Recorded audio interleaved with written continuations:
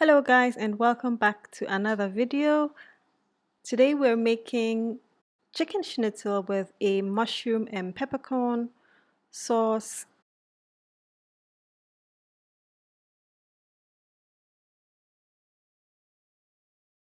Now the first thing we want to do is to sweat off some onions and some garlic and some coconut oil. So I'm trying to make this mushroom sauce dairy free, so we're not going to be using any milk products, and then add our oyster mushrooms to that. We're going to give that a nice stir and then add our stock. Now I used a chicken stock because I had chicken stock available. You can use a vegetable stock if you want to keep this entirely vegetarian, but you can also use a beef stock if you have that. And so we're going to pour in the chicken stock, give that a good stir, and then add some coconut milk. I used canned coconut milk. At this point, all we need to do is let that simmer and thicken. Now it looks as though it's quite a liquid, but it's going to cook down and become nice and thick. At this point, we're also going to add our peppercorns. We're going to crush them up just slightly. If you're the type who doesn't like whole peppercorns in your food, then you can crush them up just like I have. If you have other types of peppercorn, you can put them in there as well. You have green or red, you can put them, and that gives it a bit of a color as well. I had only black peppercorns, and so that is what I used. At this point, you can also add some white pepper if you have that. And I kept it quite simple with the black peppercorns, and then just let that simmer down until you get a nice and thick sauce.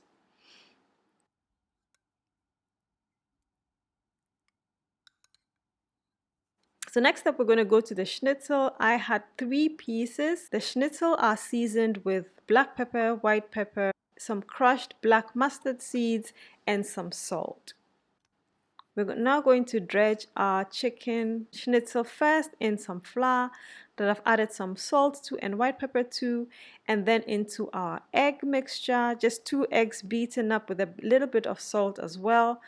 We're going to put them in there, and then finally we're going to put them into the breadcrumbs. I haven't seasoned the breadcrumbs at all. The only things I've seasoned are the beaten eggs and the flour. And if you want to make your schnitzel even flatter, you can use a meat mallet to pound it pretty flat, and then thereby ensuring that your meat gets cooked in no time.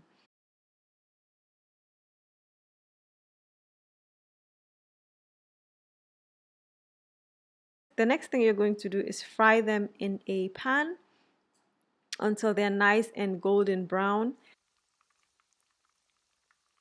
The schnitzel are pretty thin, and they should not take you long to cook. Once you see that breadcrumbs are getting golden brown, you know that you're getting there. And so we're going to fry that for about 5 minutes, and in that time your chicken schnitzel should be cooked. If you are unsure whether it's cooked, put it in the oven for it to finish cooking. About 2.5 minutes on each side should be enough to cook your chicken. And then once you take it out, you're going to let it rest as well, and the residual heat is still going to cook it, so that should be enough. I usually make breadcrumbs myself, so if I have any leftover white bread and even leftover wheat bread, I will use that for breadcrumbs. Cut it into slices, put it in the oven, and then just crush them up and then store them in the freezer. Well, if you have leftover old bread that you don't want to eat, you just turn them into breadcrumbs. And that's a good way of using what you have without having to go out and buy any extra. And so that's about it. You've got your beautiful golden brown chicken schnitzel.